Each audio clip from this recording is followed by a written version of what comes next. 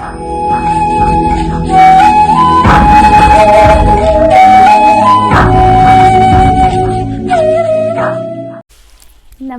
जी सभी को। I welcome you all in the next video. आप सबका स्वागत है एक अच्छे टॉपिक के साथ, और उस टॉपिक के साथ जिसकी डिमांड स्टूडेंट्स की तरफ से आई थी।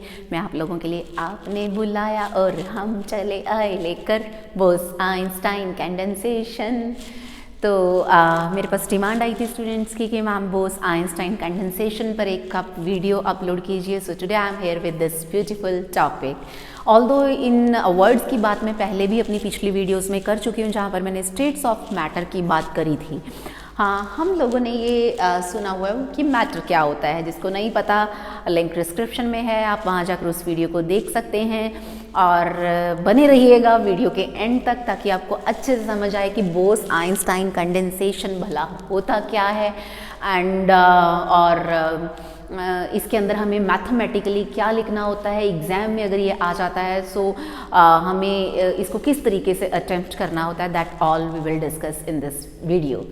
तो देखिए, मैटर हमें पता है, मैटर की बेसिकली स्टेट्स कौन कौन सी होती हैं आपको पता है। Solids, fluids, plasma and rather plasma भी फ्लूइड्स के अंदर ही चला जाता है। Solids, fluids and condensates. Broadly matter can be classified into 3 states: solids, fluids and condensates. Solids के बारे में आपने बहुत डिटेल में पढ़ चुका है। क्रिस्टलाइन होते हैं, अमॉर्फस होते हैं, एंड आपने fluids anything that can flow. इसके अंदर आ जाते हैं liquids, gases and plasma. Plasma हमें पता है आयनिक स्टेट ऑफ मैटर होती है। आयंस, किसी गैस के आयंस को हम लोग क्या बोलते हैं, प्लाज्मा बोलते हैं। कमिंग ऑन टू कंडेंसेट्स, कंडेंसेशन का जो प्रोसेस होता है आपने केमिस्ट्री में पढ़ा होगा, या आप लोगों को वैसे पता होगा। कंडेंसेट होना मतलब टेम्परेचर को lower down lower down lower down करते जाना। जब हम टेम्परेचर कम करते चले जाते हैं, एक गैस लिक्विड में कन्वर्ट हो जाती है। So that process is called condensation. So process of conversion of a gas into a liquid bye lowering down the temperature is called condensation. अब लिक्विड को आप फर्दर ऑन टेम्परेचर घटाते जाएं तो लिक्विड क्या बन जाएगा, सॉलिड बन जाएगा। सो ये सारी कहानी किसकी है, टेम्परेचर की। सब खुराफाती जो मैं कहूँ कि यहाँ पर जो रोल रहेगा खुराफाती, वो किसका रहेगा, टेम्परेचर का रहेगा। सो गैस हम लोगों को पता है कि यहाँ पर हम क्या करते हैं, कूल डाउन करते चले जाते हैं गैस की। अगर मैं बात करूँ कि जो लास्ट की 2 स्टेट्स हैं, प्लाज्मा और कंडेंसेट्स के बारे में आपने कम सुना होगा। प्लाज्मा होता है हॉट आयनाइज्ड गैस होती है। आप टेम्परेचर बढ़ाते चले जाते हैं तो गैस आयनाइज होती है और उसको हम प्लाज्मा बोलते हैं। जब आप टेम्परेचर कम करते चले जाते हैं तो कंडेंसेशन होनी शुरू हो जाती है। अगर आप बोसोनिक गैस की कंडेंसेशन करते हैं तो उसे बोस-आइंस्टाइन कंडेंसेट बोलते हैं। अगर आप फर्मायंस की करते हैं, फर्मी गैस की कंडेंसेशन करते हैं तो उसे फर्मी डिराक कंडेंसेशन बोलना शुरू कर देते हैं और फर्मी डिराक कंडेंसेट्स बोलते हैं। आज हम बात करेंगे बोस-आइंस्टाइन कंडेंसेट्स की। रादर मुझे कहना चाहिए कि super cooled state of matter को हम क्या बोलते हैं, बोस-आइंस्टाइन कंडेंसेट्स। गैस को आप कूल डाउन करते जा रहे हैं, बहुत कम टेम्परेचर पर गैस पहुंच जाती है तो कंडेंसेशन हो जाती है, वो जमनी शुरू हो जाती है, जिसको मैं लोकल टर्म में बोलूं। और क्या होता है, जैसे ही आप टेम्परेचर एब्सोल्यूट 0 करते हैं, 0 केल्विन, या फिर मैं कहूँ कि -273.1 डिग्री सेल्सियस अगर आप टेम्परेचर कर देते हैं तो हम बोलते हैं कि एटम्स अक्यूमुलेट हो जाते हैं। एटम्स सब इकट्ठे हो जाते हैं। जैसे सर्दी आती है, ठंड आती है, ठंड में हम इकट्ठे होते चले जाते हैं। और आपको रजाई मिली और रजाई में आप सिकुड़ कर सोते हैं। आप बहन भाई 4 हैं तो चारों जुड़ के मिलकर सोते हैं कि हमें ठंड ना लगे। सो यही सब इस पूरे यूनिवर्स की कहानी है कि भैया टेम्परेचर कम करते चले जाइए। मार्कर गिर गया है, let me pick it up. शायद टेम्परेचर कम हो गया, ये भी बेचारा नीचे गिर गया। सो टेम्परेचर कम करते चले जाएंगे तो चीज़ें नीचे एटम्स जो होते हैं, इलेक्ट्रॉन्स जो होते हैं, क्योंकि टेम्परेचर कम करने से उनकी एनर्जी कम होती चली जाती है और वो ग्राउंड स्टेट की तरफ मूव करना शुरू कर देते हैं। और उसके अलावा उनका पैकिंग फ्रैक्शन जो होता है वो भी बढ़ना शुरू हो जाता है। एटम्स कीप ऑन अक्यूमुलेटिंग, इकट्ठे होने शुरू हो जाते हैं। जब बहुत सारे एटम्स इकट्ठे होकर ग्रुप बन जाता है उसे हम सुपर एटम बोलते हैं।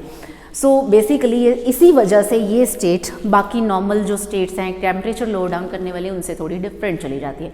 इसको सबसे पहले हमारे इंडियन साइंटिस्ट थे सत्येंद्रनाथ बोस, SN बोस, उन्होंने 1924 में इस चीज़ की डिस्कवरी करी और उन्होंने ही ये कहा कि a state of matter of a dilute gas of bosons cooled to a temperature very close to absolute zero is called condensate. और बोसोन्स की गैस है तो उसको हम बोस आइंस्टाइन कंडेंसेट बोलना शुरू कर देते हैं।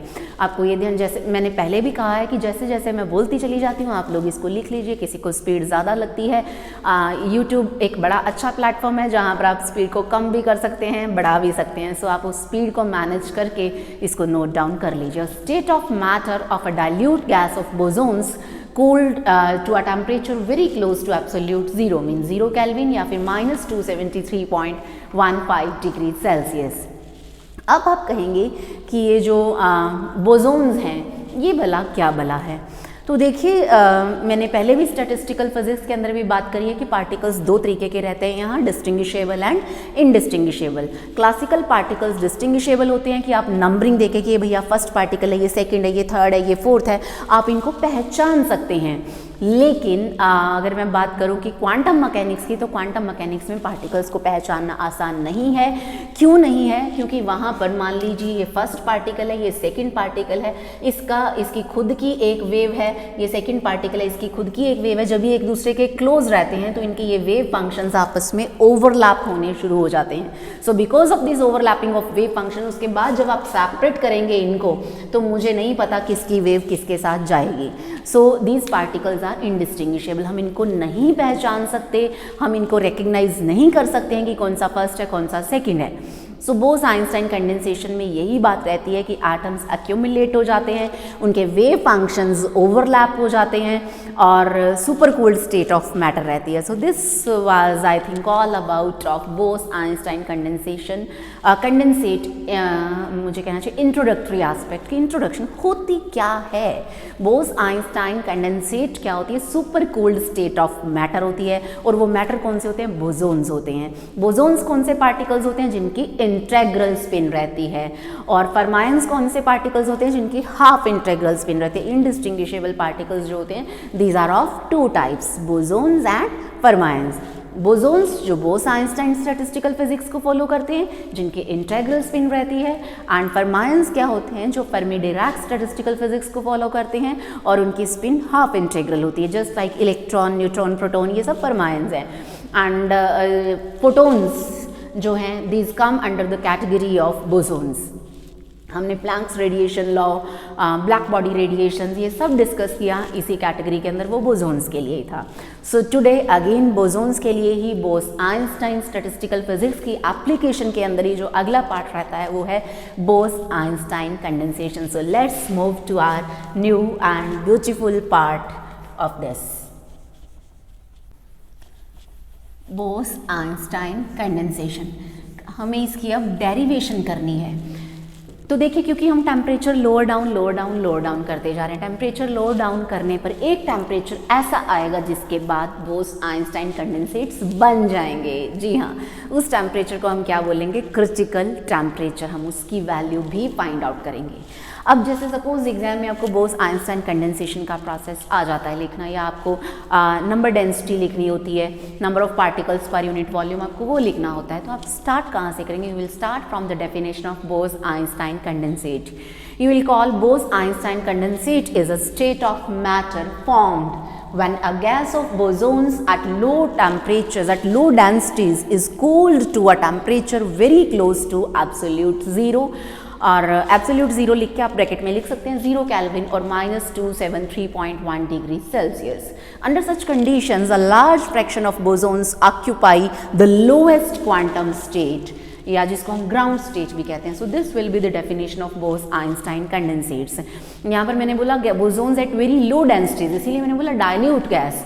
यहाँ पर जो डेंसिटीज़ हैं वो हम क्या लेंगे? बहुत कम लेंगे, बड़ी दूर दूर रहेंगे पार्टिकल्स, ताकि वो आइडियलिटी की तरह बिहेव करें। और आइडियल गैस से इनके बिहेवियर में क्या चेंजेस आएंगे that we gonna discuss now. तो अब इसके बाद आप बात करेंगे and this process of conversion of a normal noble gas into a Bose Einstein condensate is called Bose Einstein condensation. So ये आपकी रहेगी इंट्रोडक्शन। इंट्रोडक्शन के बाद you will talk about Bose Einstein gas. BE gas को ही आपको बीई कंडेंसेट में कन्वर्ट करना है। मतलब जिस सिस्टम को आप उठाएंगे उस सिस्टम में क्या होंगे, बोसोन्स रहेंगे, फोटोन्स ले सकते हैं। अब सिस्टम कैसा रहेगा, जैसे मैं हमेशा स्टैटिस्टिकल फिजिक्स के अंदर बात करती हूँ कि आप क्या पढ़ रहे हैं, आपको पता होना चाहिए आप रियल सिस्टम्स पे उनको किस तरीके से एप्लीकेबल करेंगे। Bosons means photons.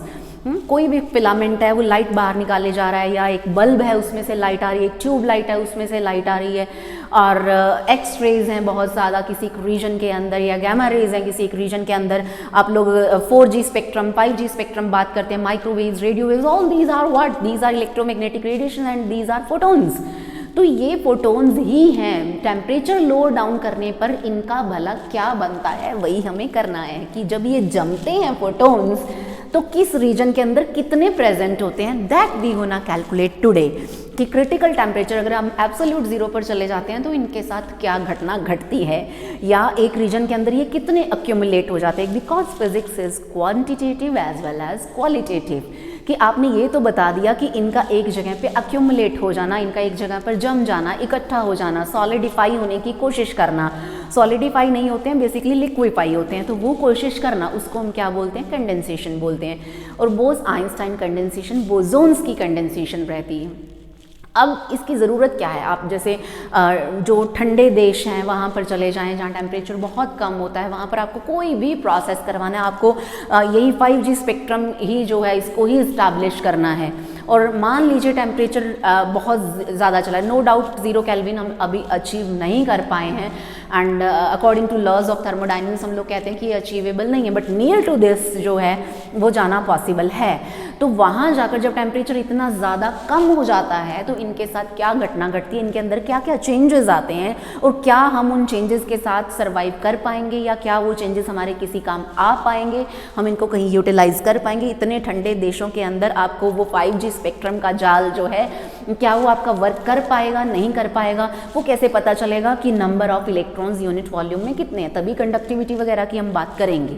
So this is what we are going to do here. तो आप लोग बोस-आइंस्टाइन कंडेंसेट की डेफिनेशन दे देंगे, बोस-आइंस्टाइन कंडेंसेशन की डेफिनेशन दे देंगे, then will talk about nothing but Bose Einstein gas. फिर आपको डिफाइन करना होगा an assembly of bosons is called Bose Einstein gas. अब असेंबली ऑफ बोसोन्स का क्या मतलब है, bosons are indistinguishable elementary particles having zero और इंटेग्रल स्पिन। तो ये सारा क्या रहता है, इंट्रोडक्टरी एस्पेक्ट रहता है। फर्स्ट गैसेस कंडेंसेट जो था that was formed in 5th June 1995 को पहला कंडेंसेट बनाया गया, and that was by Eric Cornell and Carl Wieman. आप लोग विकिपीडिया में जाएंगे, वहाँ आपको बहुत डिटेल मिल जाएगी कि हिस्ट्री कि कहाँ से कैसे कैसे क्या बना।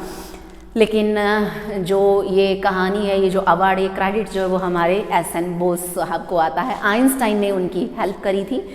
तो देखिए उसके बाद हम बात करेंगे क्रिटिकल टेम्परेचर की। आपको यहीं पर बताना होगा कि जिस टेम्परेचर पर जाकर एक normal BE gas BE condensate बन जाती है, उस या below the temperature condensates exist करते हैं, उसको हम बोलते हैं critical temperature. The temperature below which transition of to the Bose Einstein condensate occurs, या द टेम्परेचर बिलो विच या above which Bose Einstein gas is present and below which Bose Einstein condensate is present is called critical temperature. अब इस critical temperature का formula क्या रहता है, TC। TC is take care नहीं है WhatsApp language, TC is critical temperature. ये रहता है h² अपॉन 2πm(k). h आप लोगों को पता है प्लैंक्स कांस्टेंट है, 2 कांस्टेंट है, पाई भी हमें पता है कांस्टेंट है, 3.14 इसकी वैल्यू होती है, m is mass of electron, k is Boltzmann constant.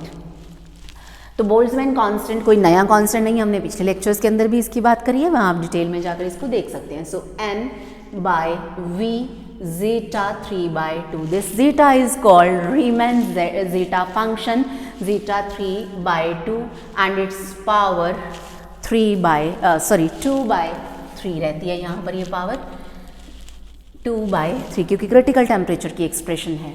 सो ये एक्सप्रेशन रहती है क्रिटिकल टेम्परेचर की। ये जीटा 3/2 क्या है, एक नई टर्म आपके सामने आएगी। This is Riemann zeta function and its value is 2.6124। Constant होता है एक जिसकी वैल्यू इतनी रहती है, और हम इस वैल्यू ये जो क्रिटिकल टेम्परेचर हम इसकी एक्सप्रेशन फाइंड आउट करेंगे और हम नंबर डेंसिटी को भी फाइंड आउट करेंगे।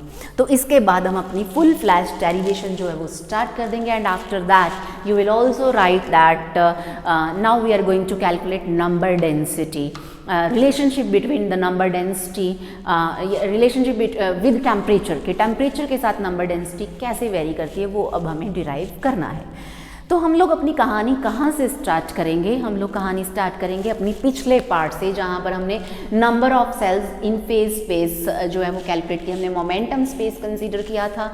जिन लोगों ने पिछली वीडियोस नहीं देखी हैं आपको लिंक डिस्क्रिप्शन में मिल जाएगा, आप लोग उस वीडियो को जाकर वहाँ ज़रूर देखें। मैं वहाँ से डायरेक्टली रिलेशनशिप उठा रही हूँ। आपको एग्जाम में यहाँ पर आप लोग भी इस टॉपिक के अंदर डायरेक्टली यूज़ कर सकते हैं, लेकिन जिनको समझना कि कहाँ से आया, कैसे आया, कितने खूबसूरती से आया, तो वो लोग आप पिछली वीडियो में देख सकते हैं, आपको लिंक मिल जाएगा नीचे डिस्क्रिप्शन के अंदर।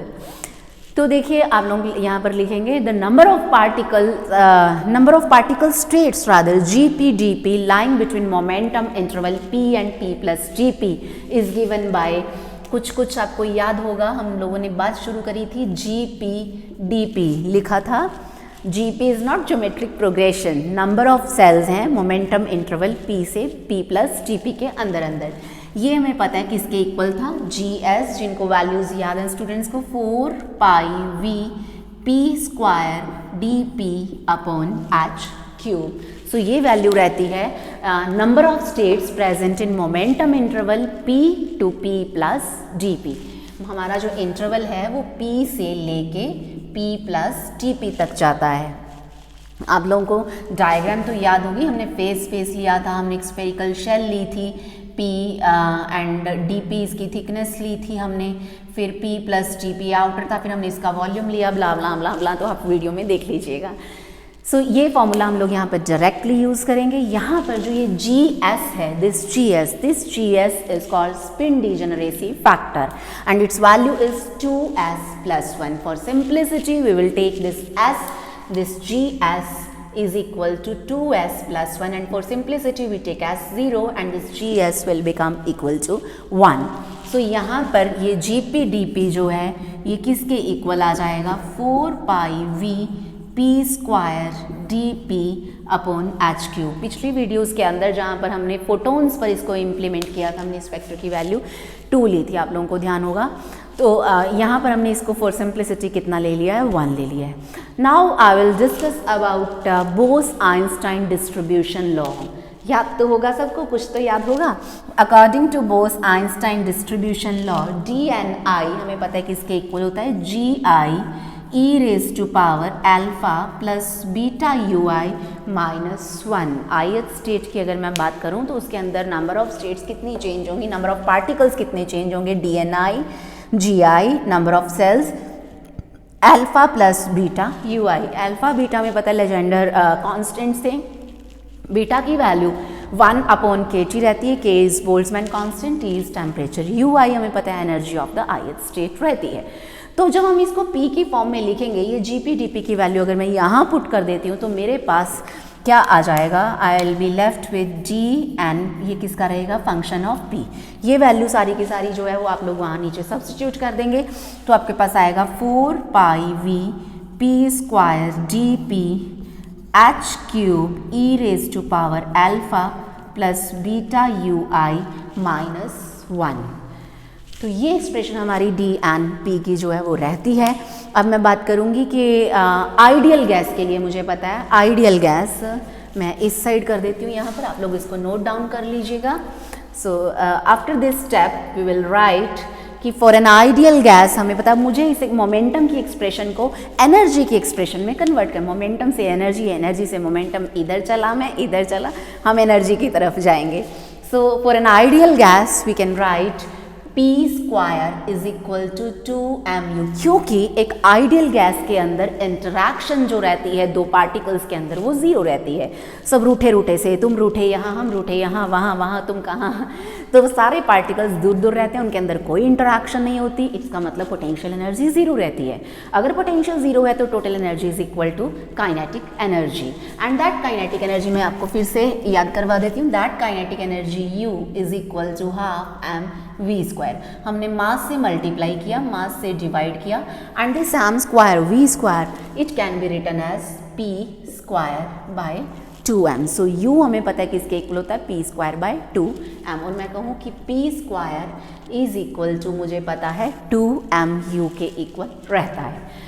अब यहाँ से अगर मैं इसका डेरिवेटिव करूँ, I will get 2p dp is equal to 2m du। हमें पता है एक मयान में दो तलवारें नहीं रहती, तो 2 भैया 2 को गला काट देगा तलवार से तो ये दोनों मर जाएंगे।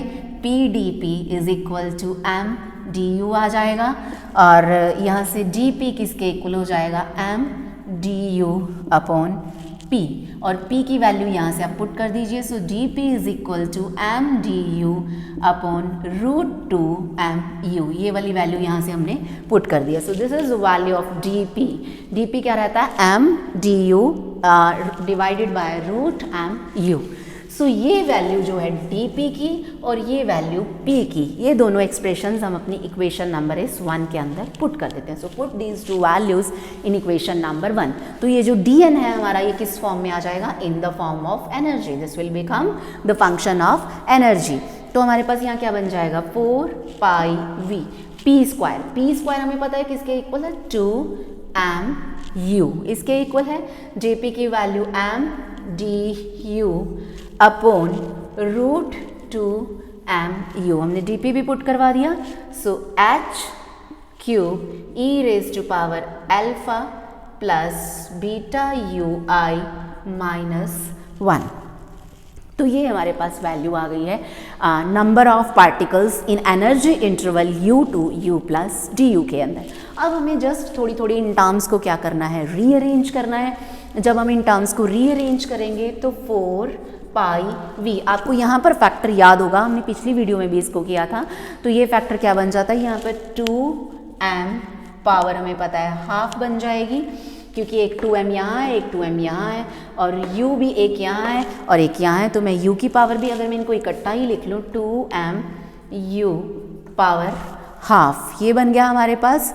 सो it is du divided by, मुझे पता है क्या रहेगा मेरे पास, h cube e raise to power alpha plus beta ui minus 1। This is expression for d and u। अब मैं यहाँ पर एक छोटी सी सब्स्टिट्यूशन करूँगी कि ये बार बार ये टर्म मुझे ना लिखनी पड़े। I don't want to write it over and over again. तो मैं यहाँ पर बीटा की वैल्यू पुट करूँगी कि 1/kT होती है, मुझे पता है।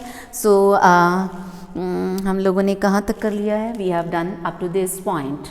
तो अब लोग हम इधर शिफ्ट होंगे। मैं यहाँ से इसको इरेज कर देती हूँ, इरेज करके पुराना मिटेगा, नया आएगा। पुराने को दिमाग से नहीं भगाना है, हमें सिर्फ बोर्ड से भगाना है। सो ये हमारे पास एक्सप्रेशन है। अब हमें क्या पुट करना है, लेट्स पुट इस एक्सप्रेशन को सिंप्लीफाई करने के लिए let x is equal to u by kt, क्योंकि जब यहाँ पर बीटा की वैल्यू मैं 1/kt पुट करूँगी तो ui बाई kt या u बाई kt रहेगा। इस u बाई kt को मैं क्या पुट कर लूँगी, x पुट कर लूँगी। I was in ith। अगर आप लोगों को ये I कन्फ्यूज़ कर रहा है तो आप यहाँ पर इस I को छोड़ सकते हैं। सो दिस इज़, यहाँ पर x किसके इक्वल हो गया, u बाई kt के। हमारे पास तो du भी है, हमें उस du को भी भगाना है, तो हम क्या करेंगे, हम उसका भी डेरिवेटिव करेंगे। सो इसका जब डेरिवेटिव करेंगे dx is equal to du upon kt। अब ये x की वैल्यू, ये dx की वैल्यू, ये सब हमें कहाँ पुट कर देना है, इस एक्सप्रेशन के अंदर। अब हमारा जो dn है that will become the function of x। सो ये dn किसका फंक्शन बन जाएगा, हमें पता है x का फंक्शन बन जाएगा। सो dn x किसके इक्वल रहेगा, इक्वल टू 4πv, हमें पता है 2mu, u किसके इक्वल हो जाएगा यहाँ पर, x kt के इक्वल। तो ये बन जाएगा 2mx kt, ये हमें पता है एज सच रहेगा। इसकी पावर हमने क्या करी है 1/2 डी यू की वैल्यू यहाँ से क्या आ जाएगी KT into d x. So divided by h³ e raise to power alpha plus u by KT हमें पता है क्या बन जाएगा x -1. तो हमारी सारी एक्सप्रेशन x की फॉर्म में आ गई है. अब हम इसको थोड़ा सा फिर से सिंप्लीफाई करेंगे. मैं सारी टर्म्स को आई कैन राइट इट T(n)x. तो देखिए यहाँ से मैंने क्या किया रूट पाई से, क्योंकि 3/2 वही टर्म जो हमने पहले करी थी, वही पुरानी बुली बिसरी बातें मैं आपको याद करवाती रहूँगी. 2πmkt पावर 3/2 को हम लोग यूज़ करते आए हैं, तो हम वो भी यहाँ पर यूज़ करेंगे. सो 2v 2πmkt पावर 3/2. जब मैं ये लिख लूँगी तो मेरे पास इसके अलावा यहाँ पर क्या बच जाएगा, x पावर 1/2 को हमने धक्के मार के बाहर निकाल दिया है. सो dx डिवाइडेड बाय हमारे पास क्या बचेगा h³ हमारा एच रहेगा, हमारा आपका सबका प्यारा अल्फा प्लस x -1 और यहाँ पर एक रूट पाई आ जाएगा, क्योंकि यहाँ पर सिर्फ एक ही पाई था. हमने यहाँ 3/2 1 + 1/2 सो 1/2 पाई 1/2 और पाई 1/2 से मल्टीप्लाई डिवाइड करेंगे. डिवाइड वाला रूट पाई एच रह गया, मल्टीप्लाई वाला रूट पाई 1 + 1/2 क्या बन गया है 3/2. अब हमने पीछे भी इस रीअरेंजमेंट को कर रखा है, उस वीडियो में आपको क्लैरिटी हो जाएगी. तो ये हमारा जो DNA किसकी फॉर्म में आ गया एक्स की फॉर्म में. Now total number of particles in this interval will be given by integrating this equation. अब हमें इस इक्वेशन को क्या करना है integrate. So I am going to erase this. So total number of particles in this whole of the energy interval या इस energy ensemble के अंदर, इसीलिए मैंने पिछले लेक्चर के अंदर एनसेम्बल्स की बात करी थी, उसके बाद हम यहाँ पर पहुँचे हैं सीढ़ी दर सीढ़ी. तो अब हमें करनी है इसकी integration. So total number of particles in this interval will be given by n is equal to integration हम ले लेंगे 0 से इन्फिनिटी तक. हमें किसकी इंटीग्रेशन करनी है, अपने इस dnx की. अब आप यहाँ पर वैल्यू पुट कर दीजिए इसकी. So integration 0 to infinity this is 2v 2πmkt power 3/2 x power half dx upon h³ e raise to power alpha plus x -1 root pi. मुझे पता है ये एक्सप्रेशन मेरे पास है. अब जो टर्म्स कांस्टेंट है उनको आप इंटीग्रेशन से बाहर निकाल दीजिए. हमें पता है इंटीग्रेशन सिर्फ वेरिएबल टर्म्स को अपने अंदर रखता है, कांस्टेंट्स को धक्के मार के बाहर निकाल देता है. सो v अपॉन h³ मैंने क्या करा, इसको धक्के मार के मैं बाहर ले गई हूँ. 2/√पाई जो है ये भी एज सच हमें पता है कहाँ पर आ जाएगा, बाहर आ जाएगा. और हमारी ये टर्म प्यारी सी टर्म 2πmkt पावर 3/2 इसको भी बाहर निकाल दिया जाएगा. और हमारा नीचे से डिनोमिनेट h³ हमने ऑलरेडी बाहर ले लिया है, रूट पाई हमने ऑलरेडी बाहर ले लिया है. अब हमारे पास इंटीग्रेशन के अंदर क्या रह जाएगा 0 से इन्फिनिटी तक x power half dx upon e raise to power alpha plus x -1 ये टर्म रह गई है. अब हम क्या करेंगे, ये जो इंटीग्रल है हमें इस इंटीग्रल को करना है सॉल्व.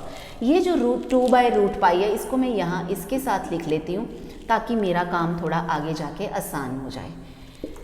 मैं यहाँ पर इस इंटीग्रल को अब सॉल्व करूँगी तो इस टर्म को आई विल राइट, ये मुझे पता है n है, this is v/h³ 2πmkt power 3/2. सो ये बाकी जो टर्म बची इसको मैं इंटीग्रल लिख लेती हूँ i अल्फ़ा. अब इसको मुझे सॉल्व करना है क्योंकि अल्फ़ा की टर्म है वहीं से ओरिजिनेट होकर आया है, e पावर अल्फ़ा था तो मैंने इसको i अल्फ़ा लिख लिया. यहाँ पर आप लिख लेंगे where i alpha is equal to 2/√पाई 0 से infinity x power half dx e raise to power alpha plus x -1.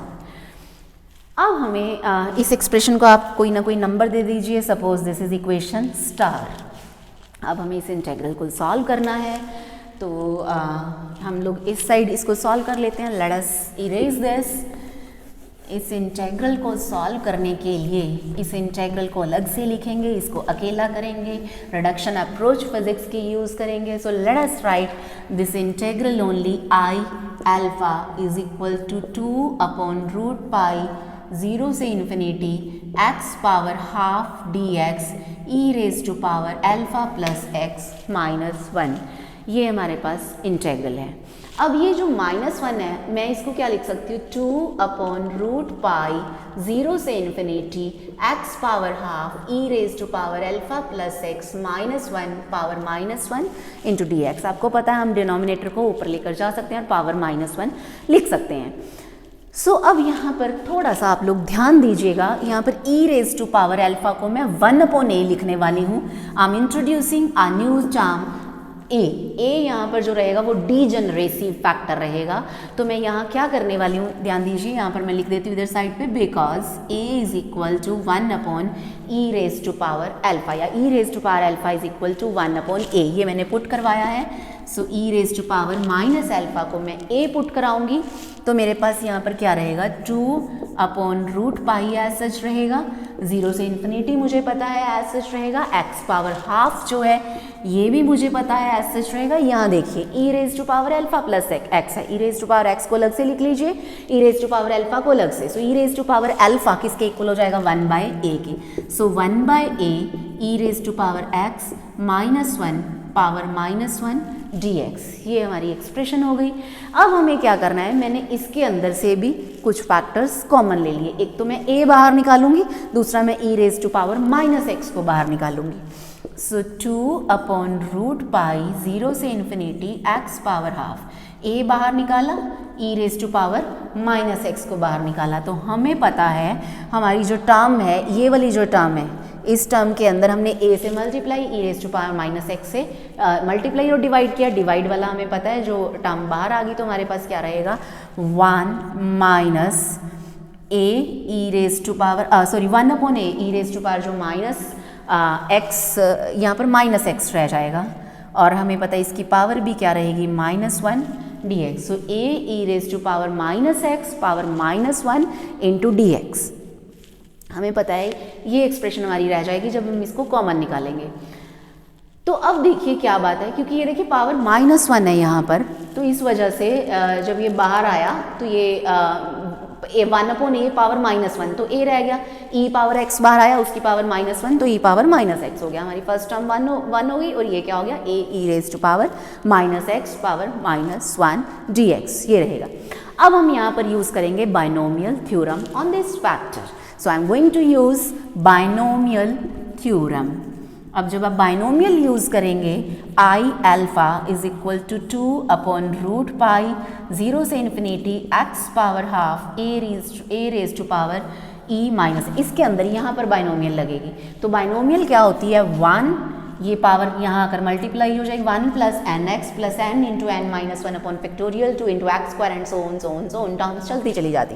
सो ये फर्स्ट टर्म आ जाएगी, हमें पता है ये माइनस और ये माइनस बन जाएगा, +1 + a e raise to power -x। तो सेकेंड टर्म जो है वो क्या बनेगी, a² e raise to power -2x and so on. In this way terms ये चलती चली जाएंगी, dx।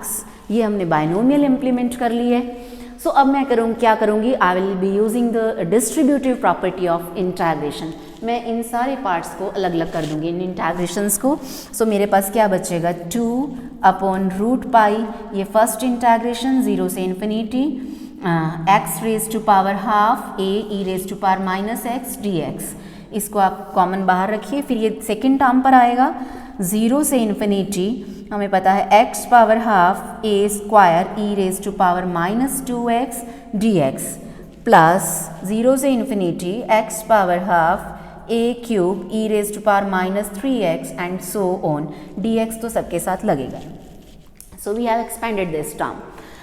तो अब हम क्या करेंगे, now we will be using the standard integral for this term. तो वो स्टैंडर्ड इंटीग्रल यूज़ करेंगे, तो मैं यहाँ इस साइड से इरेज कर देती हूँ। Let me erase this.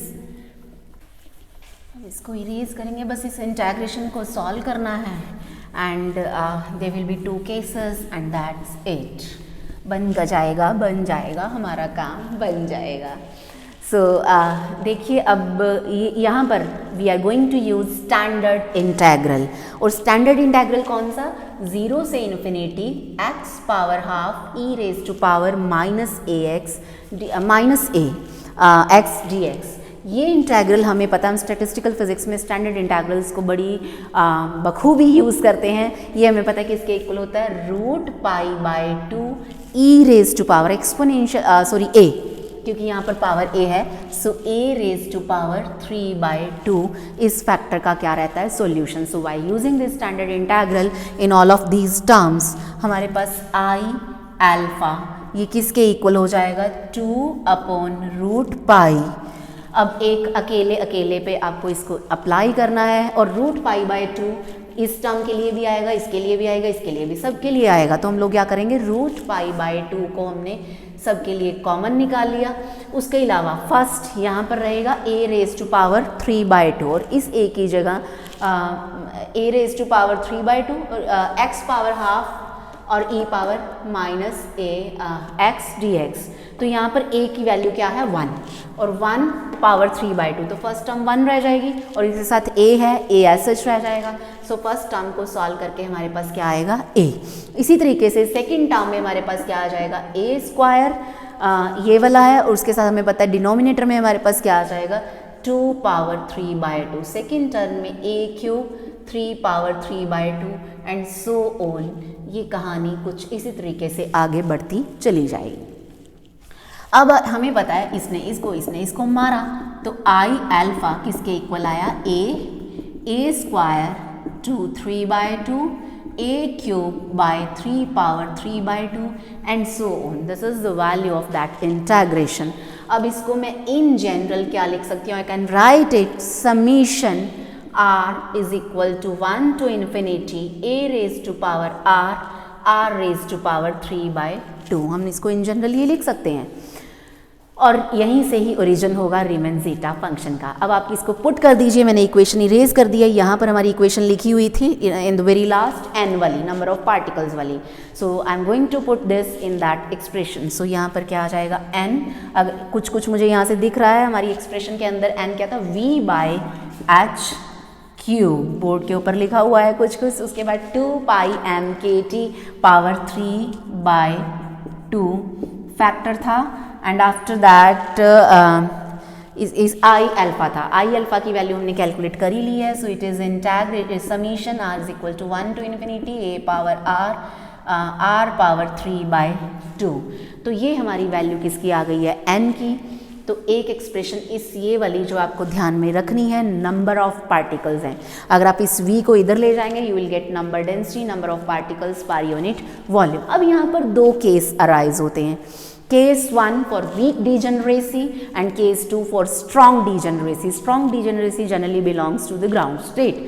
अब केस 1 की अगर मैं बात करूँ, for case 1 if we are talking about the weak degeneracy, जब ये फैक्टर रहता है वीक डिजेनरेसी का, तब जो a रहता है that is very very less than 1, और अल्फा को हम इक्वल टू a कह सकते हैं, लिख सकते हैं। तो हमारे पास ये जो n है, ये क्या बन जाएगा, v/h³ 2πmkt पावर 3/2। हमारे पास सिर्फ क्या बचा, a, क्योंकि a बहुत ज़्यादा स्मॉल है, ये वाला हमने यहाँ पुट किया हुआ है। तो a², a³, a4, a5 ऐसे बहुत सारे टर्म्स हैं।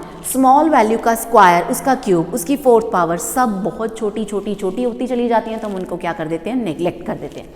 तो हमारे पास सिर्फ क्या बच जाएगा, a। अब यहाँ से अगर आप चाहें तो इस a की वैल्यू भी कैलकुलेट कर सकते हैं। n/v किसके इक्वल रहता है, 2πmkt पावर 3/2 h³ a। और I में से कि ये जो a है this is directly proportional to n/v, and साफ दिख रहा है हमें यहाँ से कि दिस a, इस t को आप इधर लेके जाएंगे, it is inversely proportional to temperature.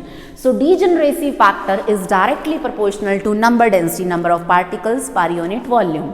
जैसे जैसे नंबर डेंसिटी बढ़ती चली जाएगी, डीजेनरेसी बढ़ती चली जाएगी, फाइन स्ट्रक्चर बढ़ती चली जाएगी, और टेम्परेचर जैसे जैसे आप बढ़ाएंगे डीजेनरेसी फैक्टर कम कम कम होता चला जाएगा, और टेम्परेचर कम करेंगे तो डीजेनरेसी फैक्टर बढ़ता चला जाएगा। मतलब नंबर ऑफ स्टेट्स बढ़ जाएंगी। नंबर ऑफ स्टेट्स मतलब अवेलेबिलिटी, जहाँ पर इलेक्ट्रॉन्स के लिए ऑक्यूपेंसी, जहाँ जहाँ पर इलेक्ट्रॉन्स प्रेजेंट हो सकते हैं वो चांसेस बढ़ जाएंगे। सो जैसे जैसे आप टेम्परेचर कम करेंगे तो वो नंबर ऑफ अवेलेबल स्टेट्स जो हैं वो बढ़ती चली जाएंगी। यहीं आएगा, यहीं पर टेम्परेचर, यही है वो खतरे का पॉइंट, वो खतरे की घंटी, the deviation of BE gas from ideal gas behaviour, यहाँ से इसका रास्ता कुछ अलग हो जाएगा। तो आप लोग चाहें तो यहाँ से ए की वैल्यू कैलकुलेट कर सकते हैं, अदरवाइज वीक डीजनरेसी का केस ये था। सो केस 2 चला जाता है, हमें पता है स्ट्रॉन्ग डीजनरेसी का केस, जहाँ पर ए की वैल्यू को हम क्या पुट कर देते हैं 1, स्ट्रॉन्ग डीजनरेसी, और I may call it the ground state की अगर मैं बात करूँ, क्योंकि ग्राउंड स्टेट की डीजनरेसी सबसे ज़्यादा स्ट्रॉन्ग होती है।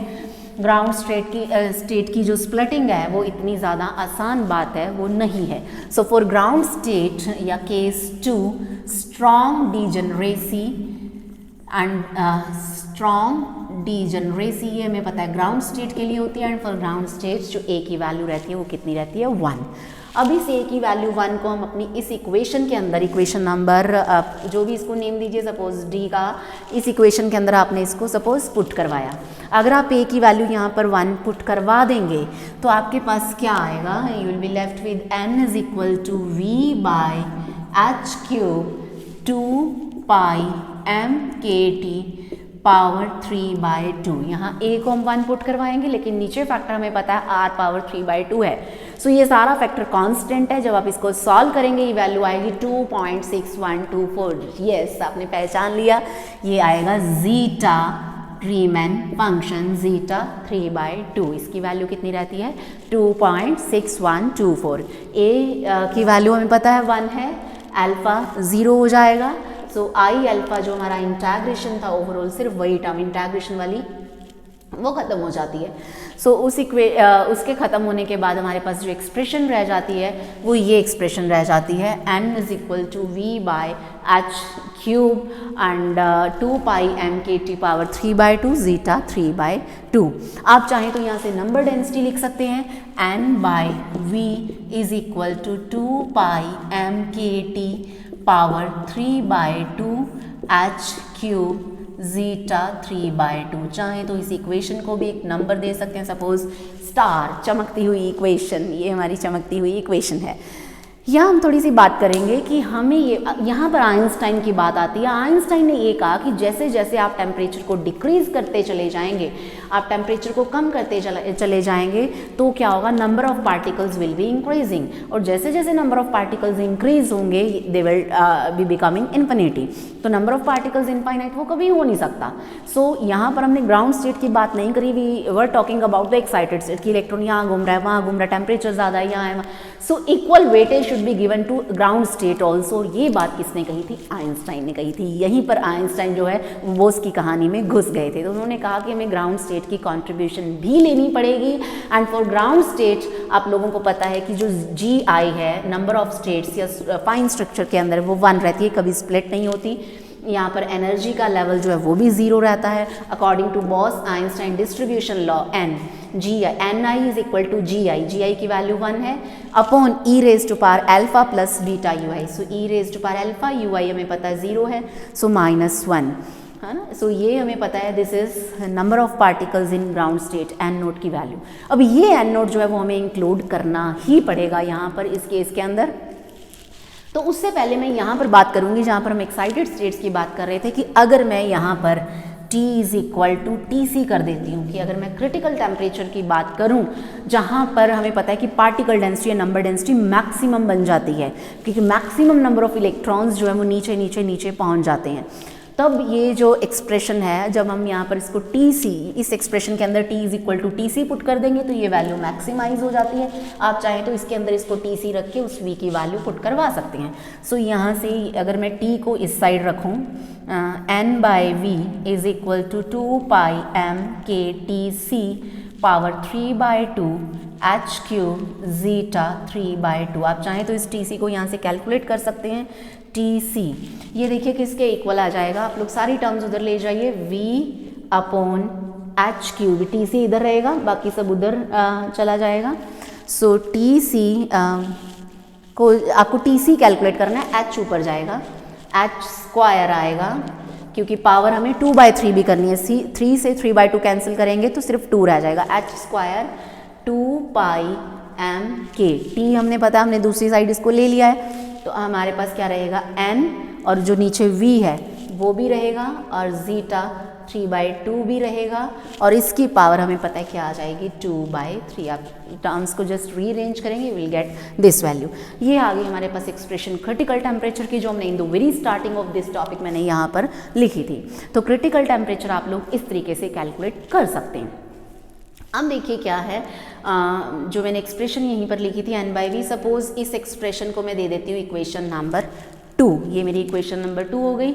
अब मैं अगर बात करूं कि मैं इलेक्ट्रॉन्स जो हैं वो मेरे एक्साइटेड स्टेट के अंदर प्रेजेंट हैं, या मैं कहूं कि अगर मैंने T<Tc कर दिया है, उसके बाद मैं टेम्परेचर घटाती जा रही हूँ, lowering down the temperature below critical temperature, तो जैसे ही Tc पर पहुँचेंगे हमें पता है कि जो इलेक्ट्रॉन्स हैं वो हमें पता है कि ये जो हमने बेसिकली कैलकुलेट किया था ये n, मैं इसको एक्साइटेड लिख देती हूँ। ये मुझे पता है कि मेरी एक्साइटेड स्टेट के लिए है। मैं इरेज करके यहाँ पर इसको दोबारा से लिख देती हूँ सो दैट यहाँ कोई कन्फ्यूजन ना हो, बिकॉज अभी तक हमने ग्राउंड स्टेट की इंक्लूजन नहीं करी है जो आइंस्टाइन ने हमें कहा। तो हमने बात सिर्फ किसकी करी है, एक्साइटेड स्टेट की। सो यहाँ से n एक्साइटेड जो है वो किसके इक्वल हो जाता है, इट इज़ v/h³। ये v अगर मैं इधर वापस ले जाऊँ तो 2πm/k_T, इसके अंदर हम इसको t ही रखेंगे, ये हो जाएगा पावर 3/2 एंड इसको आप इक्वेशन नंबर 2 मत कहिए, जीटा पावर 3/2। कोई फैक्टर देखिए रहा तो नहीं है। सो ये हमारी एक्सप्रेशन किसकी रहती है, एक्साइटेड स्टेट की रहती है। अब एक्साइटेड इसको मैं दे देती हूँ इक्वेशन नंबर 2। एक्साइटेड स्टेट के लिए ये हो गया। अब हम बात करेंगे जब हमने टेम्परेचर कम कर दिया है, now we are lowering down the temperature. अब जब आप टेम्परेचर को लोअर डाउन करेंगे तब देखिए हम क्या बात करेंगे कि ये जो n है एट T<Tc अगर मैं करूं तो यही जो मेरा n है यहाँ पर मुझे पता है t को रिप्लेस करके क्या आ जाएगा, Tc आएगा, क्योंकि क्रिटिकल टेम्परेचर से हम नीचे आ गए हैं। तो हमारे पास आएगा v/h³ 2πm/k_Tc power 3/2 zeta 3/2। Suppose this is my equation number 3। अब मुझे क्या करना है, I will have to divide equation number 2 by equation number 3। इससे इसको मैं डिवाइड करूंगी इन दोनों एक्सप्रेशंस को, तो मेरे पास आएगा n excited by n is equal to, यहाँ से बाकी सब मुझे पता है एक म्यान में 2-2 तलवारें नहीं रहेंगी, सब ने एक दूसरे को कैंसिल कर देना है। तो हमारे पास बचेगा T/Tc पावर 3/2। इतनी छोटी सी टर्म हमारे पास बच गई है। So n excited is equal to n T/Tc power 3/2। ये हमारे पास बचा है। अब ये n एक्साइटेड भला क्या होगा, जब आइंस्टाइन ने कहा कि आप ग्राउंड स्टेट की इंक्लूजन करिए तो हमें पता है टोटल नंबर ऑफ इलेक्ट्रॉन्स क्या हो जाएंगे, number of electrons in ground state plus number of electrons in excited state. तो यहाँ से n एक्साइटेड किसके इक्वल हो जाएगा, n-n0, total number of electrons minus number of electrons in ground state. तो इस n को मैं क्या लिख सकती हूँ, n-n0 एंड T/Tc पावर 3/2। ये सिमिलर टर्म्स हैं, इनको आप क्लब कीजिए, इस n को उधर ले, इसको इधर लाइए, इसको इधर लाइए। So n-n T/Tc power 3/2 is equal to n0। इन दोनों में से n कॉमन निकालिए। So n0 n 1 T/Tc power 3/2। ये हमारे पास एक्सप्रेशन आ गई है number of electrons in ground state की। As you will go down critical temperature कम होता चला जाएगा, तो ये n0 हमें पता है क्या बढ़ता चला जाएगा। So number of particles in ground state will keep on rising. यही कहानी थी बोस-आइंस्टाइन कंडेंसेट की, यही है कहानी, यही है तेरी। सो यहाँ पर हमने प्रूव कर दिया कि जैसे जैसे टेम्परेचर कम करते चले जाएंगे, इलेक्ट्रॉन्स पास आते जाएंगे, एटम्स पास आते जाएंगे, अक्यूमुलेट होते जाएंगे, सुपर एटम्स बनते जाएंगे and behaviour will be somewhat different. Thank you so much.